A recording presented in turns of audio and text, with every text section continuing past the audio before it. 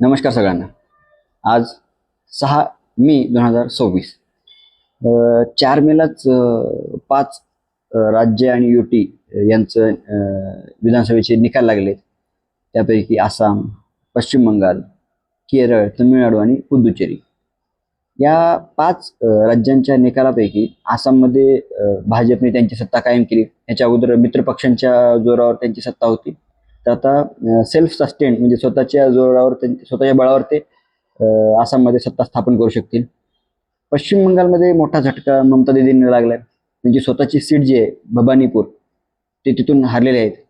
तसंच त्यामुळं यावेळी बीजेपी तिथून त्यांची सत्ता स्थापन करेल. त्यानंतर केरळमध्ये LDF पिनराई विजयन यांचं जे अलायन्स होती, युती एलडीएफचा पराभव झालेला आहे. तिथं काँग्रेस प्रणित UDFचा विजय झालेला आहे. त्यामुळे काँग्रेसची सत्ता केरळमध्ये येईल.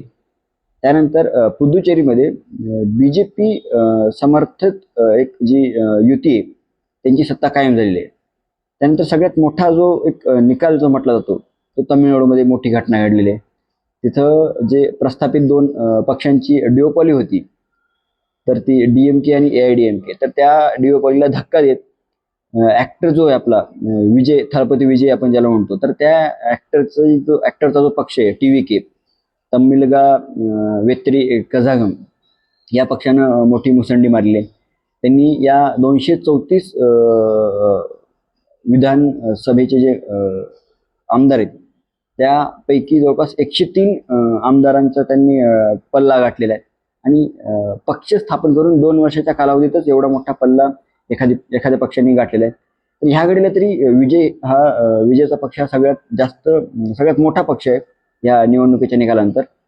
तर असं म्हटलं जातं की विजय जोसेफची बरोबरी आता MG रामचंद्रन यांच्या बरोबर केली जाते. MG रामचंद्रन म्हणजे 80-90च्या दशकामधले हे मोठे ऍक्टर होते. त्यांनी ऍक्टिंग मधनं त्यांनी जो पक्ष काढलाय त्या पक्षाचं नाव आहे AIDMK. तर ह्याच पक्षाचे ते मुख्यमंत्री झाले. पक्ष स्थापन केल्यानंतर 24 वर्षांनी मुख्यमंत्री झाले. त्यानंतर त्यांच्या पश्चात त्यांच्या पत्नी जयललिता ह्या त्या पदावर होत्या. मग जयललितेचा पक्षाला मागच्या वर्षी पराभूत करून यावर्षी DMK, मागच्या वर्षीचं जो इलेक्शन होते 2021 मध्ये, त्यावर्षी DMK सत्तेत आले होते. तर यावर्षी DMK आणि AIDMKला वगळून तमिळनाडूच्या जनतेनं विजयच्या पक्षाला एक मोठी पसंती दिलेली दिसते. असंही म्हटलं जातं की विजय कुठल्याही जे प्रस्थापित कास्ट आहेत तिथला जे जाती आहेत त्या जातीमधून येत नाही. त्यामुळं कदाचित विजयला हा मोठा विजय गवसला असू शकतो. विजय ख्रिश्चन समाजातून येतो. विजय जोसेफ चंद्रशेखर असं त्याचं नाव आहे. तर मी जसं मगाशी म्हटलं की MG रामचंद्र यांना पक्ष स्थापनेनंतर जवळपास 24 वर्षांनी मुख्यमंत्रीपदी बसता आलं. त्या उलट विजय फक्त 2च वर्षात कदाचित या तमिळनाडूचा मुख्यमंत्री होऊ शकतो. अजून त्याच्याकडे पूर्ण बहुमत नाहीये. 234 पैकी 118च्या आसपास ते मधला आकडा येतो, 118-119. तर ते पूर्ण बहुमत सध्या तरी नाहीये. पण मग विजय कदाचित बाकी मित्रपक्षांची साथ घेऊन तो यावर्षी तमिळनाडूचा मुख्यमंत्री नक्कीच होऊ शकतो. तर असे परत मग हाही एक मोठा तमिळनाडू या राज्यामधला एक पॅटर्न आहे की तिथला कुठलाही पक्ष मागच्या काही इलेक्शनमध्ये तिथला कुठलाही पक्ष हा सलग 2 वेळा सत्तेवर बसलेला नाही. प्रत्येक वेळी AIDMK DMK AIDMK DMK असेच ते सत्तेत होते.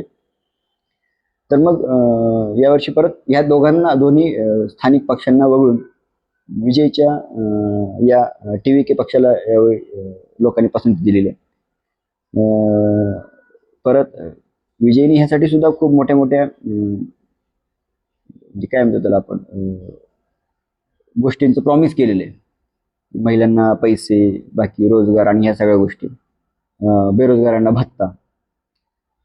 तर आणि मुळात तमिळनाडूमध्ये एक क्रेज आहेच. जसं मी तुम्हाला सांगितलं की 80-90च्या दशकामध्ये MG रामचंद्र सुद्धा ऍक्टर होऊन पुढे ते पॉलिटिक्समध्ये आलेत. तर त्यांना तो विजय गवसला. तर यावेळी विजय आज घडीला जवळपास 51 वर्षाचा आहे. हे जवळपास 30 वर्षांच्या कालावधीनंतर त्याला 30 वर्षांच्या या फिल्ममधल्या करिअर नंतर त्यांनी ऍक्टिंगमध्ये उतरण्याचा निर्णय घेतला आणि त्यांनी हा मोठा विजय मिळवलेला आहे. थलपती म्हणजे काय की एक यंग लीडरला तमिळनाडूमध्ये थलपती असं म्हटलं जातं.